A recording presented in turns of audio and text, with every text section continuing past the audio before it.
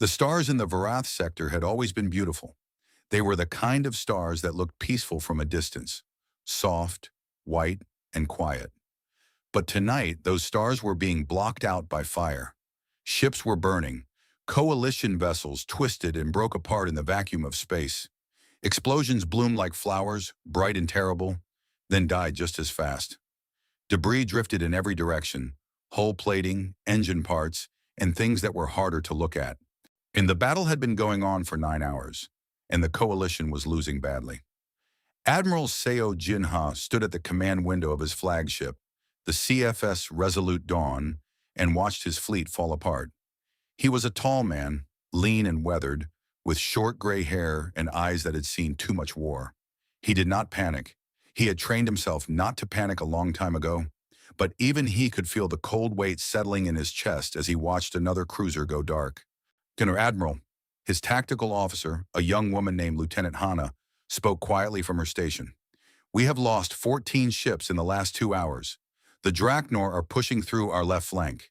If they break through, we will be completely surrounded. Seo Jinha already knew that. He had known it for the last hour. He just had not said it out loud because saying it out loud would make it real.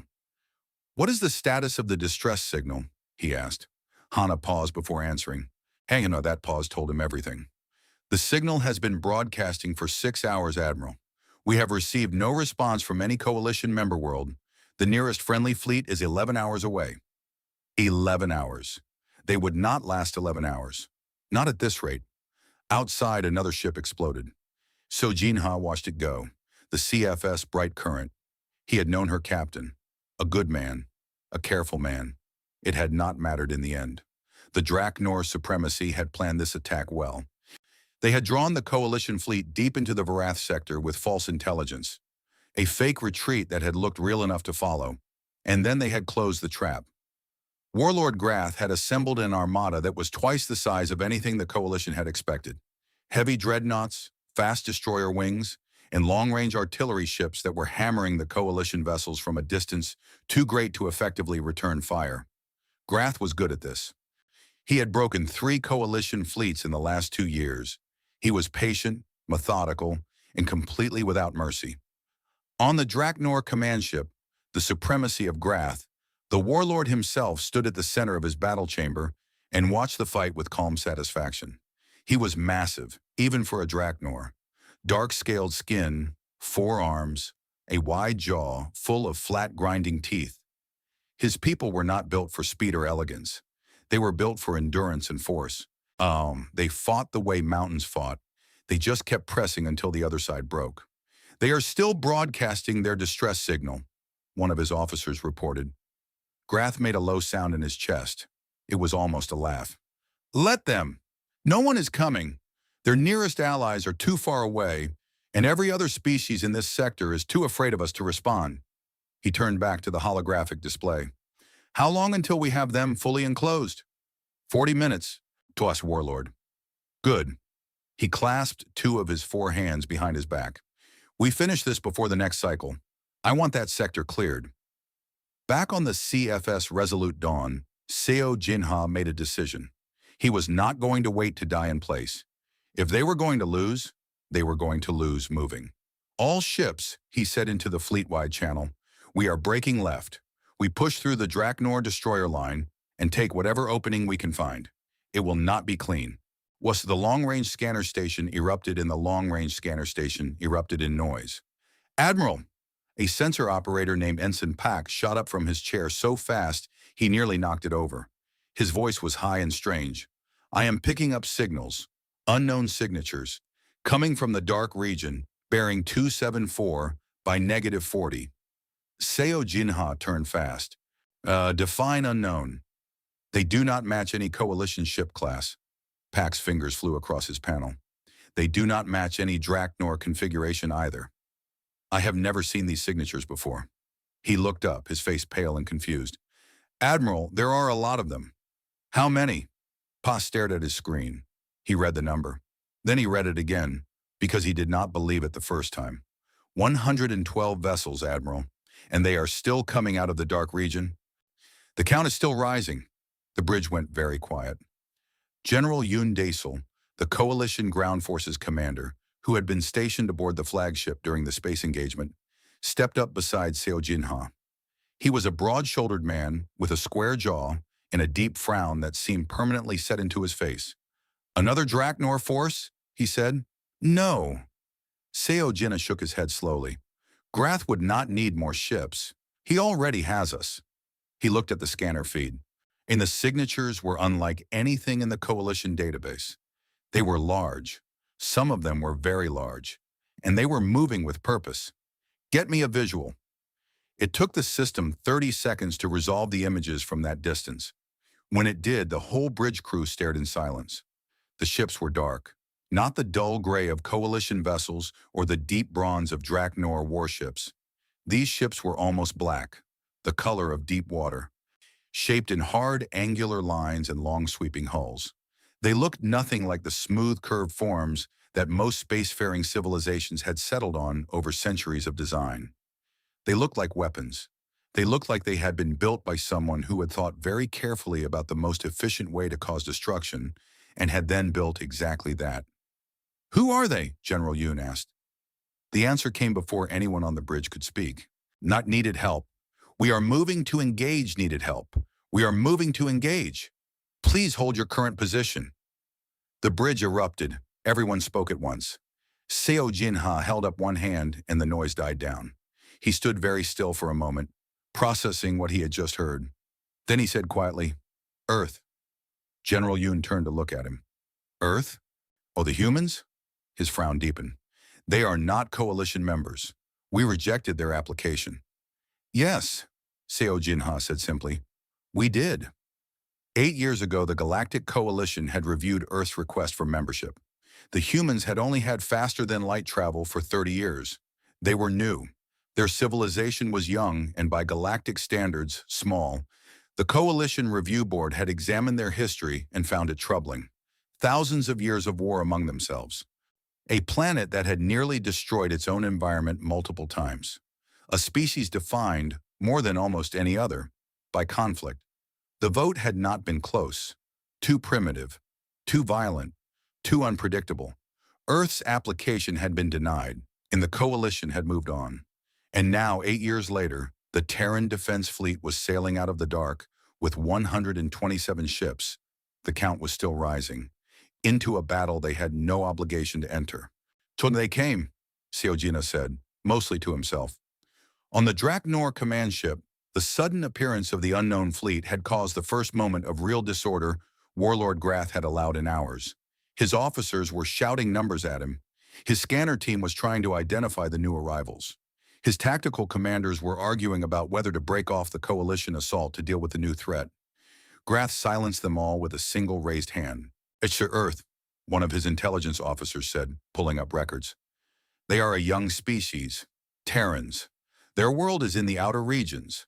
They are not Coalition members. They have no alliance with anyone in this sector." He looked up. "Warlord, we have no intelligence on their military capabilities. They were never considered a threat." Grath looked at the visual feed. He looked at the black ships. He thought about a species that had been rejected by the most powerful political body in the galaxy because they were considered too backward and too violent. And then Warlord Grath did something that would later be remembered as the greatest mistake of his long and celebrated military career. He laughed. It was a deep, rolling sound, full of genuine amusement. Around him, his officers joined in, nervously at first, and then with more confidence, taking their cue from him. "The primitives have come to die with their friends," Grath said. He waved one of his large hands dismissively. "Ignore them for now. Finish enclosing the Coalition fleet first. We will deal with Earth after." His officers turned back to their stations, still chuckling. On the scanner feed, the Terran fleet continued to advance. Back on the CFS Resolute Dawn, Seo Jinha watched the black ships come.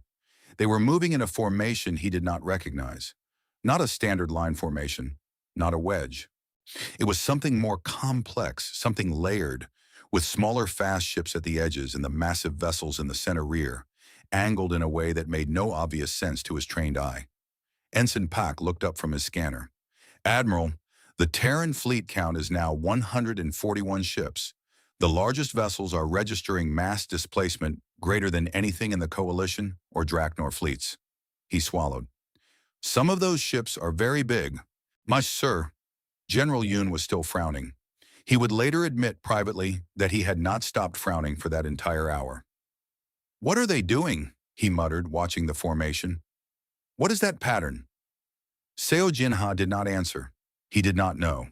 But something about watching those dark ships move, something about the quiet certainty of their advance, the way they did not rush or scatter or break, made the cold weight in his chest feel a little less heavy. Oh, a second transmission came through. Same calm voice, same perfect galactic standard. Coalition flagship, this is Fleet Commander Kang Mirai of the Terran Defense Fleet. We are 2 minutes from weapons range. We recommend you use this time to pull your damaged vessels back behind our line. We will cover the withdrawal. Do you copy? Seo Jinha straightened. He reached forward and opened the channel himself. This is Admiral Seo Jinha, Coalition Defense Fleet. We copy, Fleet Commander. He paused, and there were things he wanted to say. A lot of things. They could wait. We will begin withdrawal now. And Commander? Admiral? He looked out at the black ships coming out of the dark. Thank you. There was a brief pause on the other end.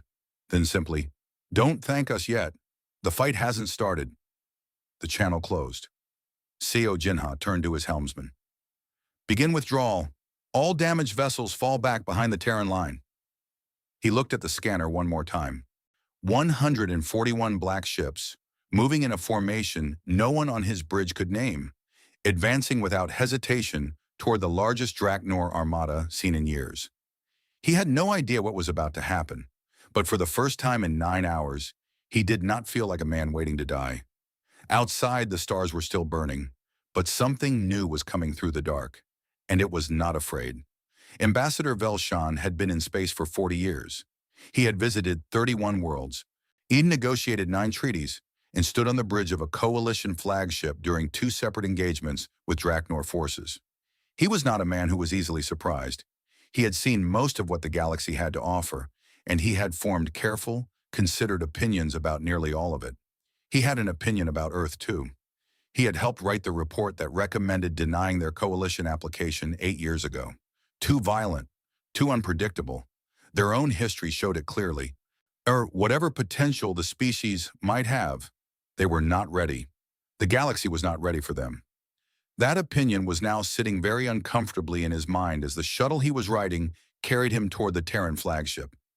The shuttle was a coalition vessel. It had been sent over after Fleet Commander Kang Mirai's second transmission, a polite and precise message offering to transport any senior coalition personnel to the TNS Iron Horizon for coordination purposes. Who these people are and what they actually want. What Velshan had expected, if he was being honest, was something modest. Humans were young, their technology was limited, or so the coalition had always assumed. He had expected a functional but unimpressive warship, something comparable to a mid-tier coalition cruiser perhaps, enough to help in a small way. He had been quietly grateful for the help even if he expected it to be limited. What he saw when the shuttle came around the bow of the TNS Iron Horizon made him go very still in his seat. The ship was enormous. It was one of the longest vessels he had ever seen, and he had visited the coalition's own supercarriers. But it was not just the size, it was the shape. Every other warship he had ever seen, coalition or otherwise, had a certain logic to its design. These smooth curves where energy flow required it, flat panels where armor was plated, functional geometry. The Iron Horizon looked like it had been designed by someone who had decided that every single surface of the ship would serve a purpose, and then had followed that principle with total commitment. Every angle was deliberate. The hull was layered, not flat, with overlapping sections that caught the light in ways that made it hard to judge the exact dimensions. Weapons arrays were positioned in overlapping fields that would cover each other. Point defense grids ringed the ship at intervals too precise and too numerous to count at a glance. It looked, Velshan thought, like something built by people who had spent a very long time thinking about war. The shuttle docked. Velshan was met at the hangar entrance by a young officer in a dark uniform. The officer was human, compact and professional. With close-cropped hair and the particular kind of stillness that Velshan associated with soldiers who had been through difficult things and come out the other side intact. Ambassador Velshan, the officer said, I'm Lieutenant Cha Junho. Fleet Commander Kang Mirai asked me to escort you. She is on the bridge. Please follow me. Velshan followed. The inside of the ship matched the outside. Clean, precise, purposeful. No wasted space. No decorative elements. Every corridor had equipment mounted on the walls. Screens showing live data feeds. Conduits running overhead with careful organization. The crew they passed moved quickly and quietly. No one was running, but no one was standing still either. The whole ship had the feeling of a machine running at optimal efficiency. They passed through a section of the ship that opened into a wide observation platform. A long transparent section of hull that looked out at the battle still unfolding in the distance. Coalition ships were withdrawing. Draknor vessels were pressing forward, and arrayed between them were the other Terran ships, holding position in that complex formation Seojina's bridge crew had been unable to identify. Velshan stopped walking for a moment and stared. The Terran formation made sense now that he could see it from the inside. The smaller, faster ships at the outer edges were positioned to intercept anything that came around the flanks. The mid-sized vessels in the layered middle were angled so that their weapons could fire past each other without hitting friendly ships. And the massive vessels in the center rear were positioned so that their weapons, whatever those weapons were, had a clear line to virtually any point in the engagement zone. It was not a defensive formation, and it was not an offensive one. Honestly, it was both at the same time, and it had clearly been designed to be held precisely until the right moment. Did you plan this formation before you arrived? Velshan asked. Cha Junho glanced at him. Yes, sir. Commander Kang Mirai runs pre-engagement simulations on every expected combat environment. We had data on the Varith sector's spatial geography before we jumped in. The formation was already mapped. You simulated this battle before you arrived. Multiple versions of it, Cha Junho said simply. Please, sir, the commander is waiting. The bridge of the TNS Iron Horizon was large but not loud. That surprised Velshan. Most flagship bridges he had visited were busy, noisy places during combat situations. Officers shouting, alarms sounding, the controlled chaos of a crew under pressure. This bridge was quiet. Tial stood Fleet Commander Kang Mirai. Shial stood Fleet Commander Kang Mirai. She was not what Velshan had pictured when he imagined the commander of Earth's secret fleet. She was shorter than average, with straight black hair pulled back from her face, and dark, steady eyes that were currently moving across 3 separate tactical displays simultaneously. She looked young, younger than he expected, but there was nothing uncertain about her. She stood at the center of that bridge the way a fixed point stands at the center of a turning wheel. Everything moved around her, and she did not move at all. She noticed him without looking away from her screens. Ambassador, thank you for coming aboard. She gestured to a position beside her. Stand here. You can see everything from this point. He walked over and stood beside her. She was right. From that position, the main display showed the full tactical picture. The coalition withdrawal, the Draknor advance, the Terran formation holding perfectly. Your ship, Velshan said after a moment. It is not what we expected. I imagine not, Kang Mirai said. How long have you been building this fleet? She was quiet for a moment, not because she was reluctant to answer, but because she was also simultaneously monitoring a data feed from one of the outer picket ships. She made a small gesture to Cha Junho, who immediately adjusted something on the tactical display. Then she answered. After the coalition rejected Earth's application, our government made a decision. If we were not going to be protected by an alliance, we would protect ourselves. We started the fleet construction program 6 years ago. The first designs were finished in year 2. The first ships were completed in year 4. We have been running drills and war games ever since. Velshan looked at the display. 141 warships. 6 years. You built all of this in 6 years? When humans decide to build something, she said, we tend to focus on it. But the weapons, the technology, some of what I am seeing in the external scans does not match any known system in the galactic database. Because we developed them ourselves, she said. When we did not have access to coalition technology after the rejection, we had to start from our own principles. She paused and glanced at him for the first time since he had arrived on the bridge. It turned out not to be a disadvantage. We thought about the problem differently. The Draknor have excellent energy shield technology. Almost every weapon in the galactic arsenal is energy-based. So we went a different way. Kinetic weapons, Velshan said slowly. And he had read that in the preliminary scan data. Mass drivers. Among other things, their shields absorb energy. They do not absorb mass moving at high velocity. She looked back at the display. We also developed, it is not perfect, but it is better than anything that operates on a fixed approach program. Velshan stared at the display for a long time. The Draknor were still advancing, still pressing the coalition withdrawal, still unaware of what was waiting for them. You came here, he said finally. Earth owes the coalition nothing. We rejected you. We told you that you were not good enough, and you came anyway. Kang Mirai did not answer immediately. She watched a data point on the screen. She checked something and then folded her hands behind her back. Your people were dying, she said, and no one else came. It was the simplest answer he had ever been given to a complicated question, and he found, standing there on the bridge of a ship that should not have existed, that he had no response to it. On the far side of the engagement zone, the Draknor continued to advance. Cha Junho looked up from his station. Commander, just Draknor forward, elements are entering weapons range in 90 seconds. Kang Mirai straightened. She looked at the display one last time, checking the formation, checking the positions, checking the lines of fire. Everything was where it was supposed to be. The months of simulation, the years of construction, the long and quiet preparation in the dark. All of it had led to exactly this moment. All batteries to readiness, she said. Her voice was calm and even. It did not rise or fall. It was simply a statement of fact given to people who knew what to do with it. Across the Terran fleet, weapon systems that had never been fired in real combat powered to life. The hum of charging capacitors moved through the hull of every ship. Targeting systems locked onto Draknor vessels. Torpedo bays opened silently in the vacuum of space. The Draknor did not notice. They were still pressing forward, still confident, still laughing at the primitives who had come to die. Kima, 30 seconds, Cha Junho said. Velshan gripped the edge of the console in front of him. He was not a soldier.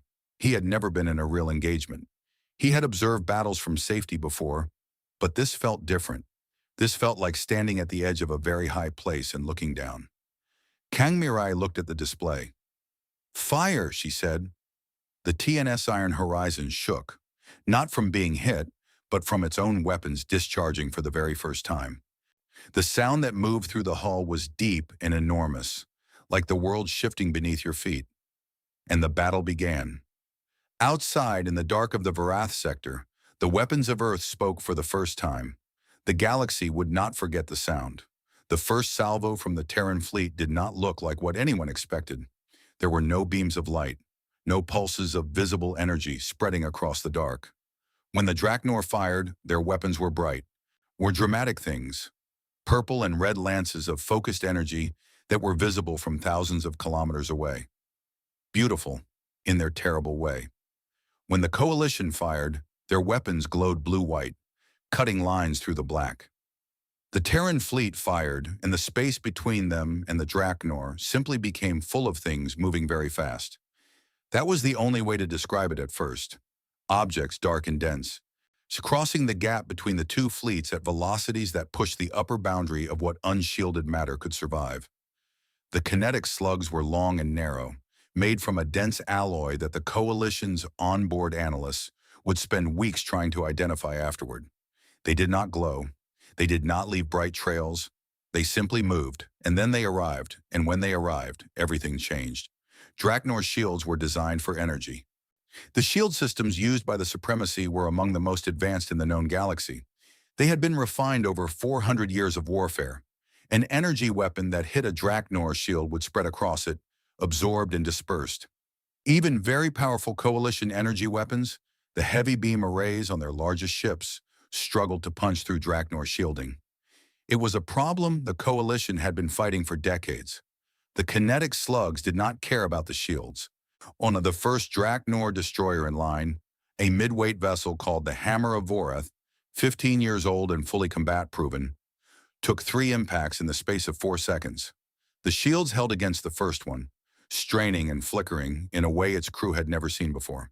The second impact came before the shield could restabilize. The third came before the second had even finished. The shields collapsed. Hammer and the third slug punched through the destroyer's port engine housing and came out the other side. The ship did not explode immediately. It listed hard to port, venting atmosphere, its engines gone. It drifted. It was out of the fight.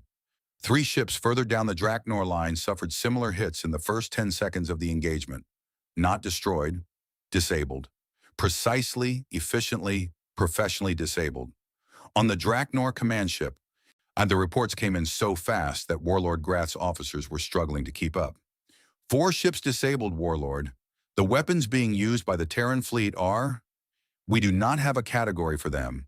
They appear to be high-velocity kinetic projectiles. Our shields are not rated for this kind of impact. Grath stared at his display. The amusement was gone from his face. Adjust shield harmonics. Route more power to the forward arrays. We are trying, Warlord, but the impacts come too fast. Or the shield cannot restabilize between hits. Then move. Get the fleet moving. He straightened to his full height. His voice was harder now, controlled anger underneath a thin layer of command discipline. Flanking maneuver. Split the formation. Drive around their line from both sides and get our heavy artillery ships into position. Fire on those Terran vessels.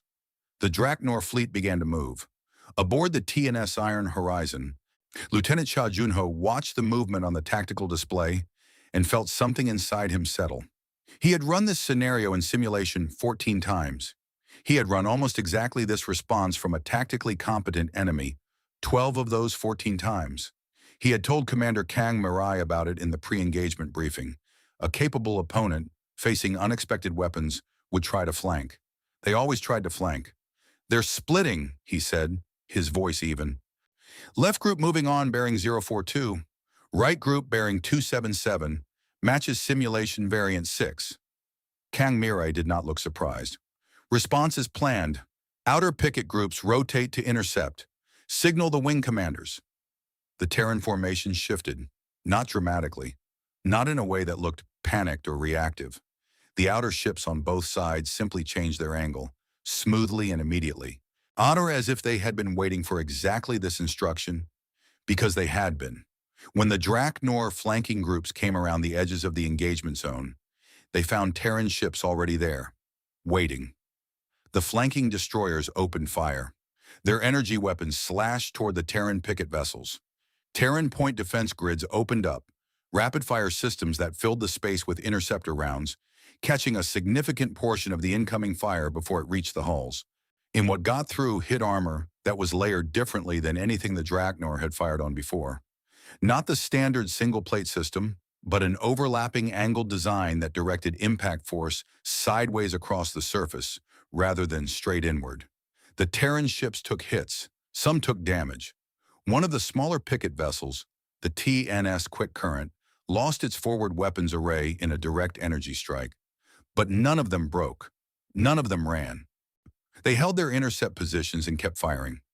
Ambassador Velshan stood at the edge of the bridge and watched the battle on the display. He had studied enough military history to understand what he was seeing, at least in broad terms. What he could not entirely process was the pace of it. The decisions were coming so fast, and the responses were coming faster. He looked at Cha Junho. The young lieutenant was working constantly, his hands moving across his console, or his eyes flicking between 3 screens, his mouth occasionally delivering quiet, specific instructions to the wing commanders through his comlink. He never hesitated. He never paused to think. Every response was immediate and sure. How does he know what to do so quickly? Velshan asked the officer standing beside him, a quiet ensign named Juan, who had been assigned to keep the ambassador informed. Juan looked at Cha Junho with something like pride. So, he has run the simulations more times than anyone else in the fleet, Juan said.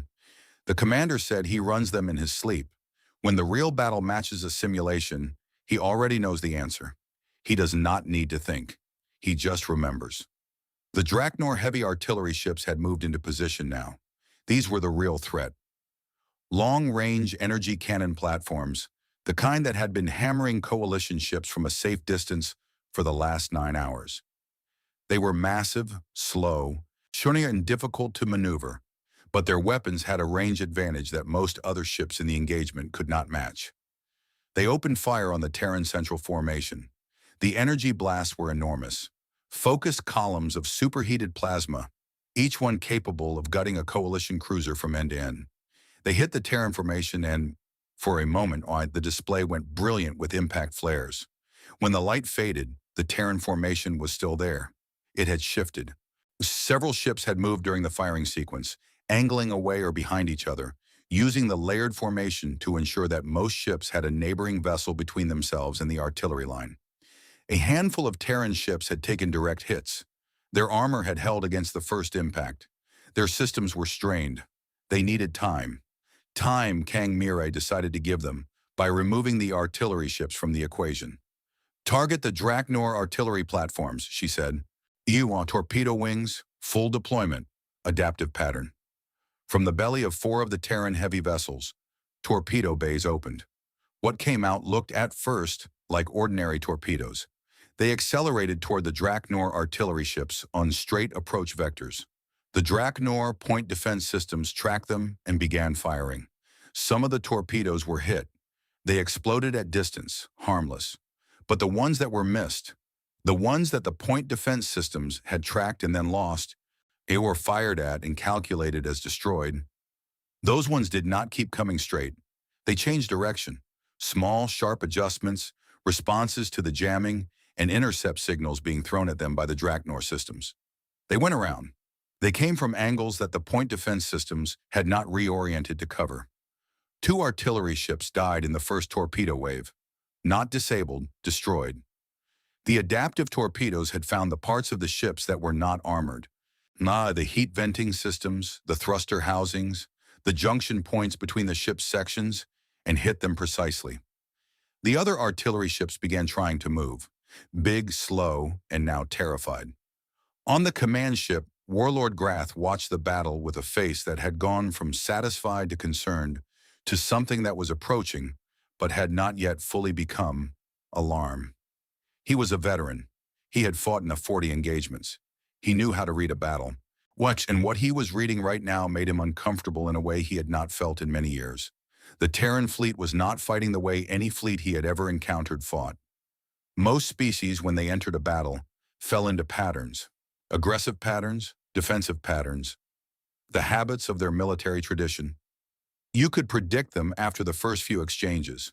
You learned what they defaulted to under pressure, and then you planned around it. The Terrans had no pattern. Or rather, when their torpedoes had done something that should not have been possible. And through all of it, the Terran line had not shifted its overall position by more than a few hundred kilometers. What are they doing? He said aloud. His tactical officer hesitated. Warlord, our best analysis is that they are waiting. They are reacting to our moves but not pressing in advance of their own. They are holding position. Why? No one answered. No one had an answer. Grath thought about it for a long moment. The Terrans were holding position. They were between his fleet and the withdrawing coalition ships. They were not trying to destroy him. Not yet. They were blocking. They were holding the line and letting the coalition get clear. They were covering a retreat. Once the coalition fleet was safely behind them, what would the Terrans do then? The question bothered him in a way he could not fully articulate. He had laughed at these people 1 hour ago. He had written them off as primitives playing at war. Now he had 4 disabled destroyers, 2 destroyed artillery platforms, a flanking maneuver that had produced no result, and his artillery ships were scattering in fear of torpedoes that could think. How many of our ships have they destroyed? He asked. 2 destroyed, 6 disabled. He breathed slowly. How many of theirs have we disabled? Another pause. 3, Warlord. All minor damage. All still operational. Grath said nothing for a long time. He watched his display. He watched the Terran formation, still holding, still precise, still impossibly patient. He picked up the direct channel to Draknor High Command. It was a channel he had never used in the middle of an active engagement before. "This is Grath," he said. "I need to inform High Command that the situation in the Varath sector has changed. The Terran fleet is not what we expected." He paused. He thought carefully about how to say the next part. "I recommend we request reinforcement before the next phase of the engagement." On the other end of the channel, there was silence. Then High Command responded, "Reinforcement? You have a superior force, Grath. Deal with the primitives." Grath looked at the display. He looked at the dead artillery ships. For he looked at the Terran formation, still holding, still waiting. "You have not seen what they can do," he said quietly. Behind him, another report came in. The Coalition fleet had finished its withdrawal. Every remaining Coalition vessel was now safely behind the Terran line. Grath closed the channel and turned back to his display. The Terran fleet was still holding. He stared at that patient, unmoving formation, and for the first time in 40 years of fighting, Warlord Grath felt something move in the back of his mind. Not panic, something quieter and colder than panic. He felt the first faint edge of genuine fear, and outside in the dark and the silence, the Terran fleet waited, patient, ready, as if this was exactly where they had always planned to be. The first phase of the battle ended the way most first phases do, not with a decisive blow, but with exhaustion on both sides and a mutual, unspoken agreement to pause. The Draknor fleet pulled back to a distance beyond easy weapons range and regrouped. The Terran formation held its position, making no move to pursue. In the space between the two fleets, debris drifted slowly, the broken remains of ships that had not survived the last 2 hours. Most of it was Draknor, some of it was not. Aboard the TNS Iron Horizon, the pause felt like taking a breath after running. The bridge crew did not relax exactly, but some of the tension left the room. Our shoulders dropped slightly. People drank water. A few of the younger officers allowed themselves to exhale long and slow. Commander Kang Mirai did not sit down. She never seemed to sit during an engagement. But she did step away from the main display for a few minutes, standing at one of the side windows and looking out at the debris field in silence. Lieutenant Chajunho ran diagnostic checks across the fleet systems. The Iron Horizon itself had taken 3 energy weapon impacts in the second phase of the fighting. The armor had held on 2 of them. The third had damaged one of the secondary weapons arrays on the port side. The array was being repaired now. The crew working on it had not stopped since the hit. Below the engagement zone on the surface of Varath 7, there was no pause. The moon of Varath 7 was a gray, cold place, low gravity, thin atmosphere, or a surface covered in flat stone plains broken up by long ridges of darker rock that jutted up like broken teeth. There was nothing beautiful about it, but there was something on its surface that mattered. A signal relay station, a large structure of towers and antenna arrays that managed communications across the entire Varath sector. Whoever controlled that station controlled the ability of every fleet in the sector to talk to each other clearly and without interference. The Draknor had tried to take it 4 hours ago. They had landed a ground force on the moon's surface. 3,000 soldiers, armored and equipped, with heavy weapons and close air support from Draknor gunships hovering at low altitude. What they had found was Corporal Park Yunbi. Not just her. There were 230 Terran Marines on the surface, deployed from 2 of the Terran fleet's ground support vessels at the same time the main fleet had entered the engagement zone. But Corporal Park Yunbi was where the hardest fighting was, at the base of the main relay tower, where the Draknor ground force was pushing hardest. She was 26 years old. She was not tall and not particularly imposing. She had a round face that her squad mates said made her look younger than she was, and dark eyes that made everyone who knew her well say the opposite. She had joined the Terran Defense Forces at 18, straight out of secondary school, miring when the first recruitment drives for the new fleet had gone out. She had spent the last 8 years training for exactly this kind of situation. The Draknor pushed. She pushed back. The fighting at the base of the tower was close and brutal. The open stone plain that surrounded the relay station gave no natural cover, so both sides had brought their own. Terran Marines worked behind portable shield barriers. Not energy shields, physical ones. Heavy plates of reinforced composite material that absorbed weapons fire and could be repositioned quickly. They moved in tight, coordinated groups, covering each other, never leaving a gap in their defensive line for long. Draknor soldiers fought differently. They were individually larger, individually stronger, and individually harder to put down. A standard Draknor soldier was nearly 2 meters tall, heavily muscled, and wore armor that was dense and thick. And they were used to advancing through fire by sheer endurance. Other species got out of their way when they charged. It was a tactic that had worked for 400 years. It was not working as well today. Terran weapons, like Terran ship weapons, had been built on different principles. The rifles the Marines carried used a variant of the same high-velocity kinetic principle as the ship guns.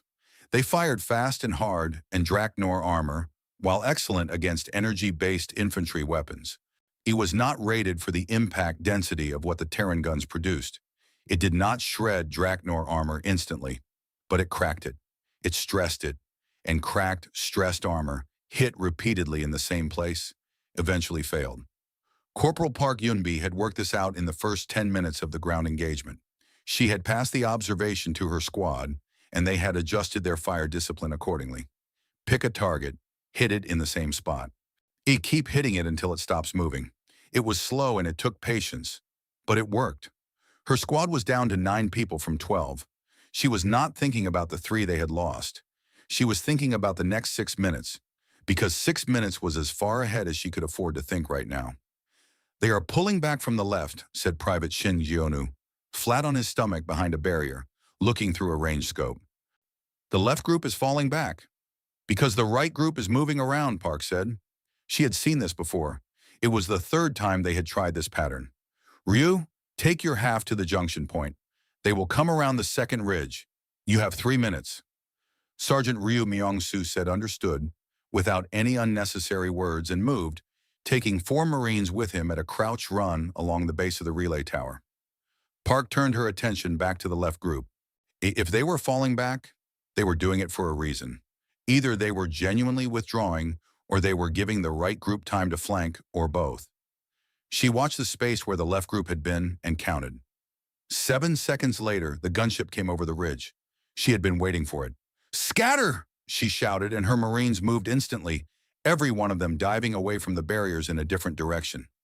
The gunship's strafing fire cut across the position they had occupied a half-second before. Barriers exploded. Stone chips flew. Park rolled behind a rock formation and came up with a short, heavy launcher on her shoulder. She tracked the gunship as it came around for a second pass, leading its movement slightly, and fired. The round hit the gunship under its forward engine housing, not enough to destroy it, but enough to crack the engine casing and start a cascade fault in the thrust system. The gunship banked hard, fighting to stay level, and retreated back over the ridge, trailing dark smoke. "Back to position," Park said. She was already moving. 9 people.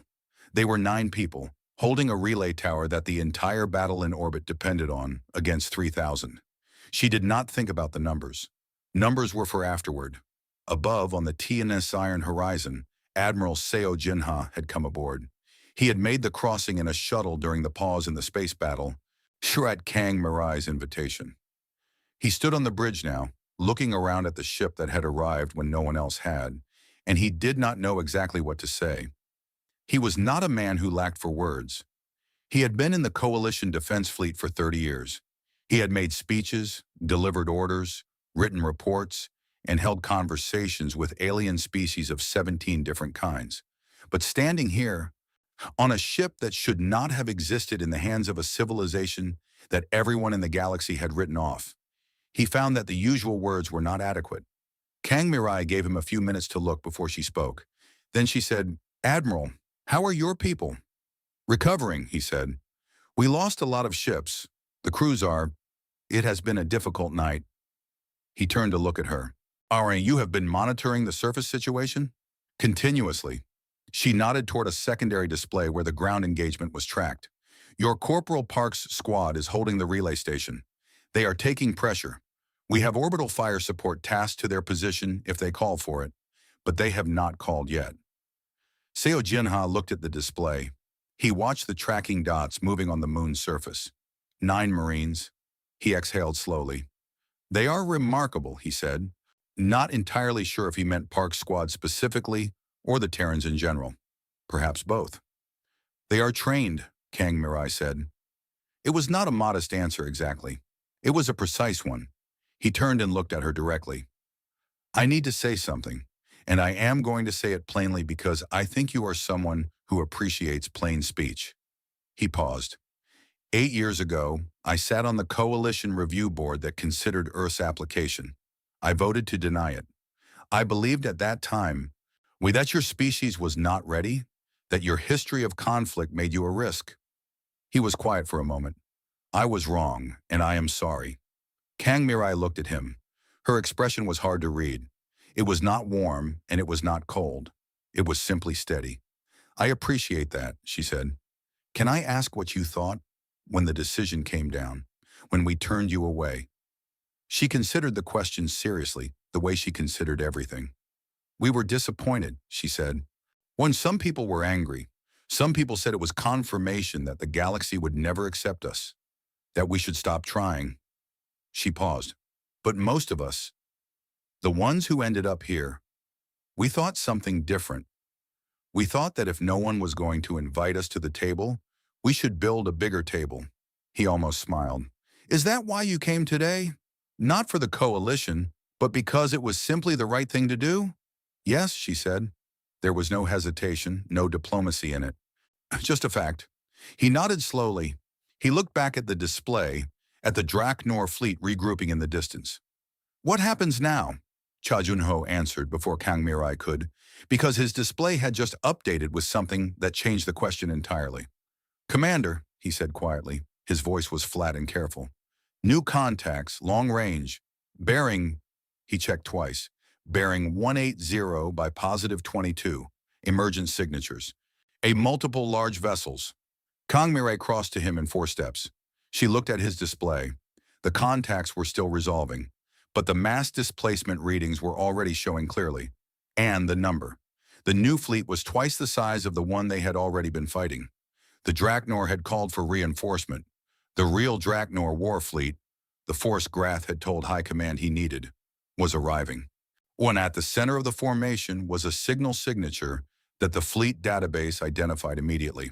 The personal flagship of Draknor Supreme Commander Vorath, the most powerful Draknor leader in the field. He had come himself. The bridge was silent for a moment. Velshan, still standing at the observation position, gripped the console edge again. Seo Jinha's jaw tightened.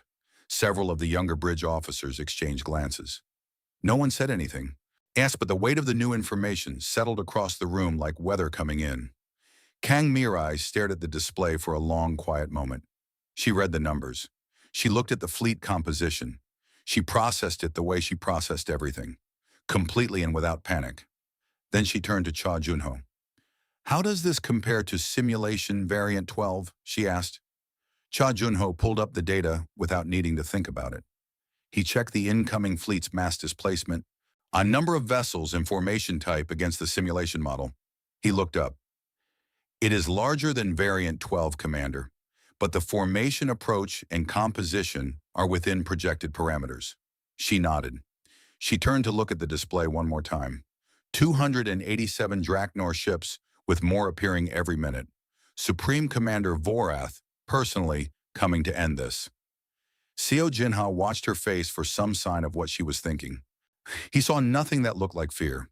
He saw something that looked, if anything, like focus sharpening further. She opened the fleet-wide channel. Her voice went out to every Terran ship in the engagement zone, every bridge crew, every weapons officer, every engineer and marine and pilot in the fleet. This is Commander Kang Mirai. A second Draknor force has entered the sector. It is larger than the first. Supreme Commander Vorath is personally commanding. She paused for exactly 1 second. We are going to hold our position and let them come to us. All ships run complete system checks and report readiness. We finish this tonight. She closed the channel. Then she looked at Seo Jinha and said, with the same calm, steady voice she used for everything, Admiral, I recommend you get your ships into formation behind us. What comes next will be difficult, but we planned for it. Seo Jinha looked at the display. He looked at the approaching armada. He looked at this woman who had come from a planet that the galaxy had rejected, with a fleet that the galaxy had not known existed, and who was now preparing to fight the most powerful military force the Draknor supremacy could put in the field. He straightened. He reached for his own communication channel. "This is Admiral Seo Jinha," he said. "All coalition vessels, form up behind the Terran line. Weapons to readiness. We fight alongside our allies." The word felt right. Allies.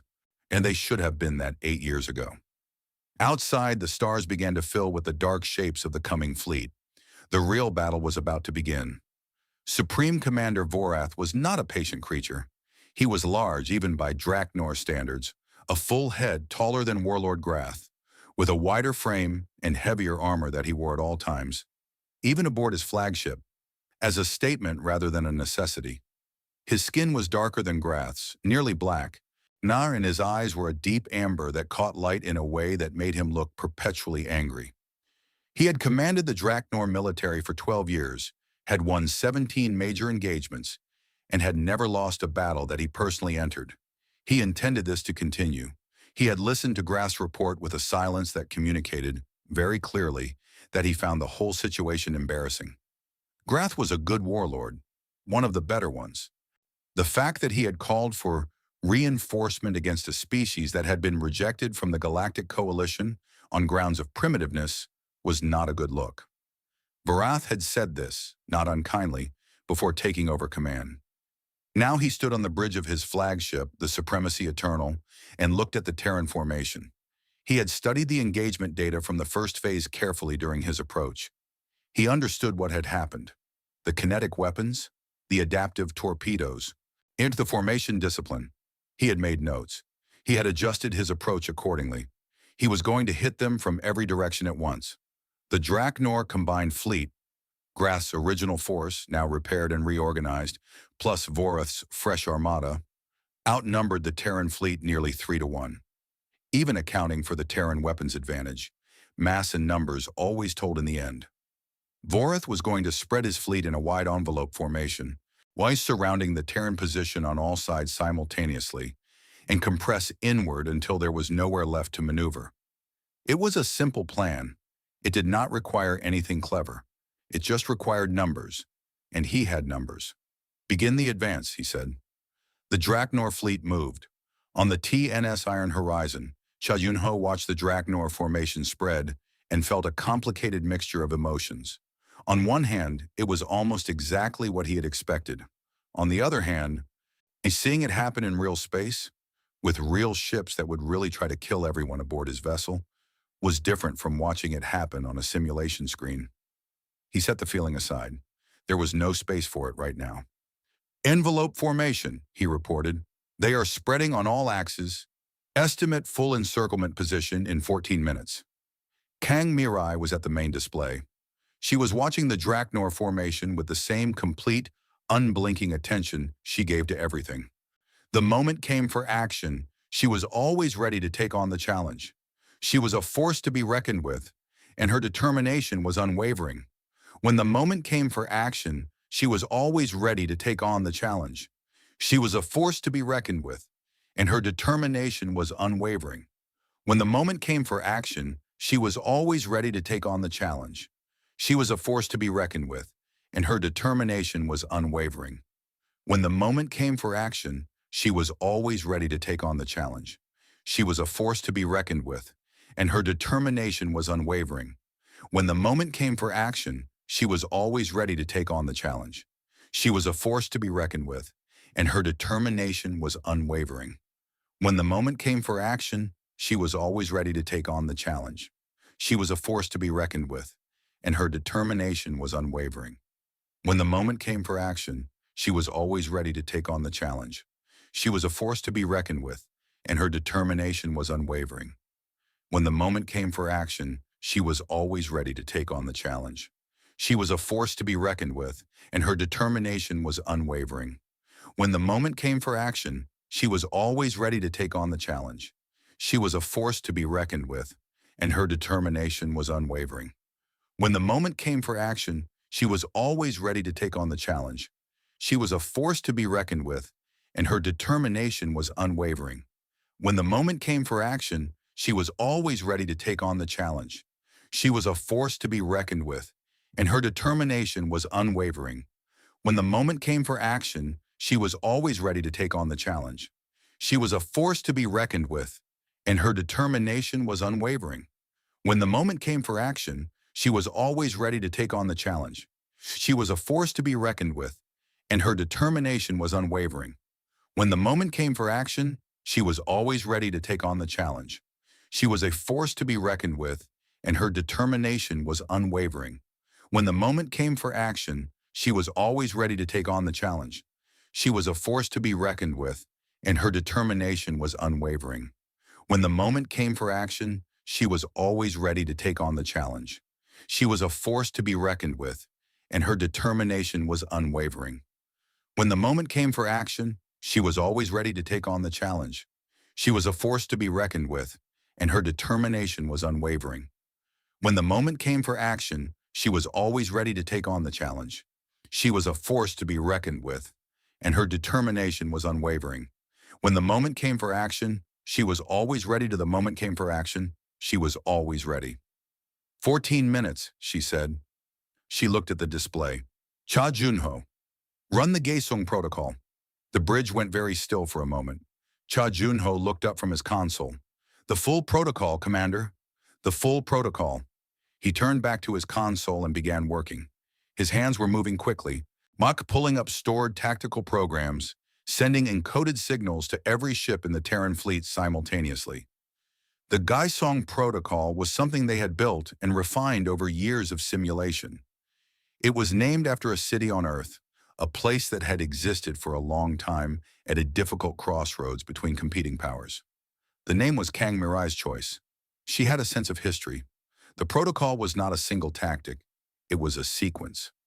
A carefully designed sequence that used the Terran fleet's formation, flexibility, and communication speed to execute a trap that required every ship to know its exact role and execute it without hesitation.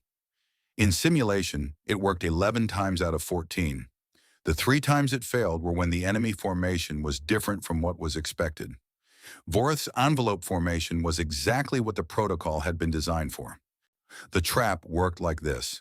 The Terran fleet would stage a controlled retreat, not a panic, not a rout. A deliberate, organized fallback along a specific axis, pulling away from one side of the incoming envelope in a way that made it look like the Terran formation was weakening on that side. An enemy pressing an encirclement would always push harder where they saw weakness. They would compress their forces on that side, chasing the apparent retreat, pulling their formation out of even spacing. And when the formation was uneven, when ships had been pulled out of position to chase, the rest of the Terran fleet would hit from 3 sides simultaneously against the thinner sections. The trick was that the retreating section had to do exactly what it was supposed to do. No variations, no flinching. It had to look like a genuine retreat right up until the moment it stopped being one. Fleet signal sent, Chajuno said. Air all wing commanders confirm receipt and readiness. Signal the coalition vessels, Kang Mirai said. She looked at Admiral Seo Jinha, who had remained on the bridge. Admiral, we will need your ships for the closing movement. The 3rd wing on the right. Your commanders will receive the timing signals from Lieutenant Cha. They need to move when they receive them, not before and not after. Exactly when? Seo Jinha nodded. He looked at her for a moment. Yeah, they will. The Draknor envelope continued to close. 10 minutes. 8. The forward elements of Vorath's fleet were visible now on the external visual feeds, dark bronze shapes filling the far distance. Begin the staged withdrawal, Kang Mirai said. Left section, now. 22 Terran ships on the left side of the formation began to pull back. They fired as they went, covering their own movement, keeping their faces toward the enemy. But they were clearly moving away from the closing Draknor left wing. On the Draknor command ship, Vorath watched this with sharp attention. Their left is falling back, his tactical officer reported. Vorath studied the movement. Is it a staged retreat? Unknown, Supreme Commander. The movement is organized, not panicked, but they may have damage on that side that we are not aware of. Vorath looked at the gap that was opening on the Terran left. If he drove hard into that gap, why, he could cut the Terran formation in 2. A split formation was a dead formation. Push the left wing forward, he ordered. Maximum advance speed. Drive into that gap. I want it widened before they can compensate. The Draknor left wing surged forward. Ships that had been spread in the envelope pulled toward the gap, accelerating, chasing the retreating Terran vessels. The even spacing of the envelope fractured on the left side as ships rushed to exploit the apparent weakness. Tsuchijuna watched the spacing change on his display. He was counting. He had a very specific number in his head. The degree to which the Draknor left wing needed to be out of position before the protocol could execute. He watched the spacing. He counted.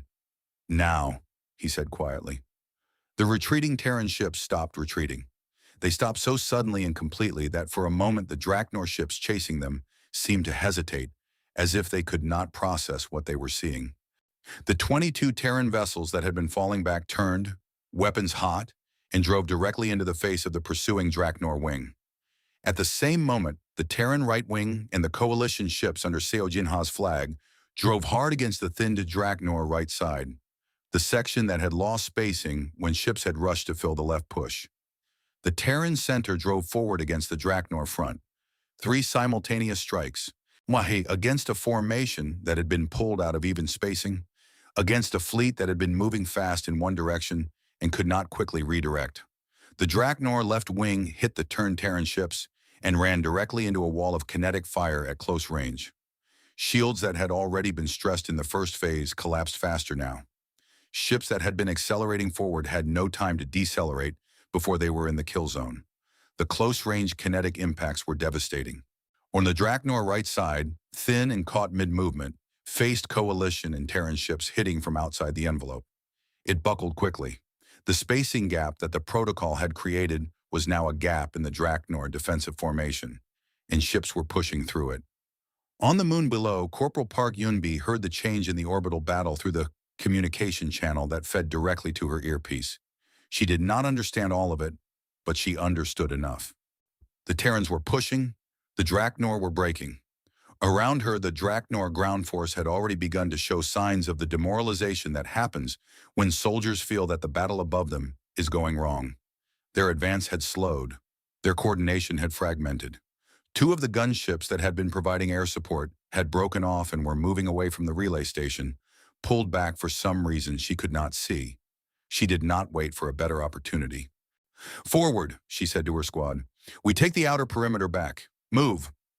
9 tired, dirty Marines in cracked armor rose from cover and moved forward. They did not run.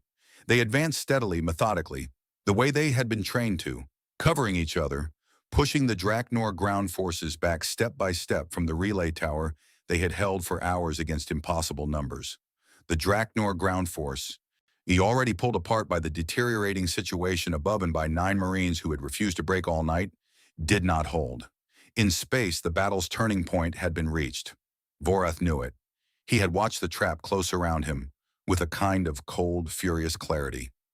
He had identified the stage retreat too late. His left wing was in disarray, caught between the turned Terran ships and the debris of its own failed pursuit. His right was being pushed through. His center was fully engaged in taking losses it could not absorb indefinitely. He was not going to lose all of these ships. Retreat was painful. It was humiliating. But the alternative was destruction.